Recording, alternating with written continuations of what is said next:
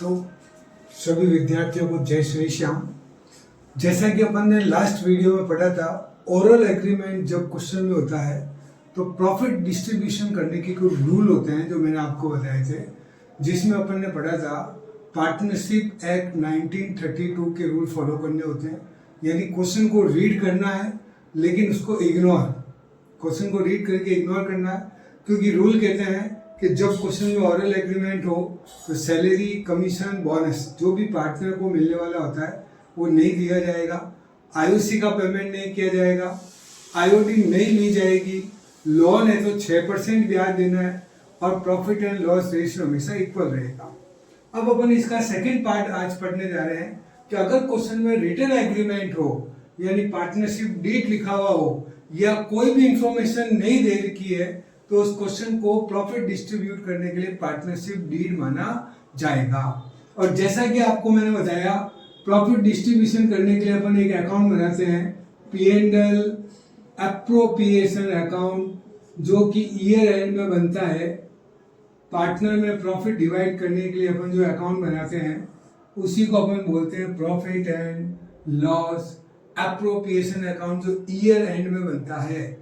इस अकाउंट में पार्टनर से रिलेटेड सारी चीजें आएगी, पार्टनर से रिलेटेड एक्सपेंसेस, पार्टनर से रिलेटेड प्रॉफिट्स, और उसको अपन को पार्टनर में डिस्ट्रीब्यूट करना है। तो सबसे पहले इसमें यहां लिखा जाता है बाय नेट प्रॉफिट। कहां से आया ये? तो ये अपन को प्रॉफिट एंड लॉस अकाउंट से मिलता है, P&L अकाउंट से, जो कि मैंने बताया था अपन ने क्लास 11 में पढ़ा। प्रॉफिट एंड लॉस अकाउंट से अपन नेट प्रॉफिट निकालते हैं। अब इस नेट प्रॉफिट को अपन को डिस्ट्रीब्यूट करना है किसके अंदर? पार्टनर्स के अंदर। तो पार्टनर को अपन जो दे रहे हैं, तो सबसे पहले अगर किसी पार्टनर को आप सैलरी पे कर रहे हो और क्वेश्चन में पार्टनरशिप डीड है तो आप लिखोगे टू पार्टनर सैलरी। जिस पार्टनर को सैलरी पे हो रही है उसका नाम लिख के उसका अमाउंट आपको यहाँ पे शो करना है। अगर आप पार्टनर को बोनस दे रहे हो तो पार्टनर बोनस, पार्टनर को कमीशन दे रहे हो तो पार्टनर कमीशन, अदर किसी तरह का रेमुनेशन दे रहे हो तो टू पार्टनर अदर रेमुनेशन। ये सारी चीजें आपको पार्टनर से रिलेटेड लिखनी है। किसी एम्प्लॉय का कोई पेमेंट इसके अंदर लिखने की जरूरत नहीं है। To partner salary, to partner bonus, to partner commission, to partner other remuneration, जैसा भी क्वेश्चन कहे वैसा आपको शो करना है। और एक इसमें चीज आएगी IOC, interest on capital,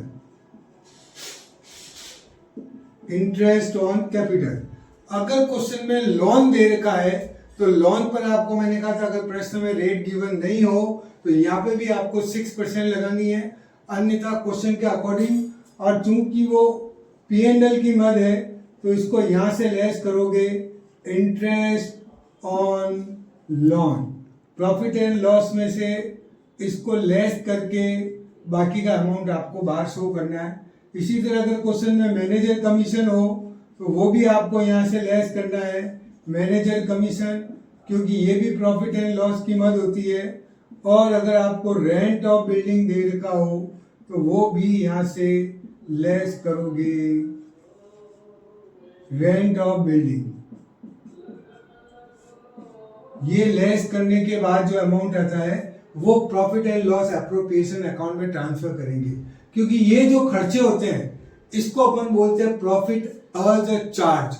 profit as a charge का मतलब क्या हुआ कि फर्म की कैसी भी कंडीशन हो इनको पे करना जरूरी है।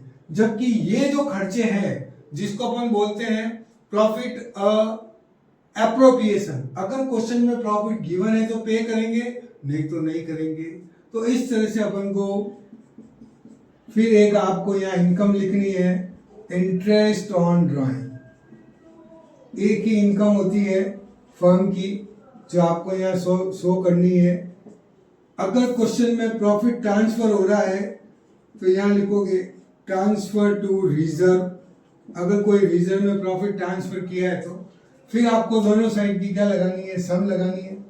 जैसा भी टोटल होगा, टोटल लगा के जो भी डिफरेंस आएगा उस डिफरेंस को अपन यहाँ शो करेंगे टू पार्टनर कैपिटल या करंट अकाउंट, पार्टनर कैपिटल या करंट बीएफ बैलेंसिंग फिगर, जो भी आपका बैलेंस आएगा उसको आपको यहाँ शो करना है।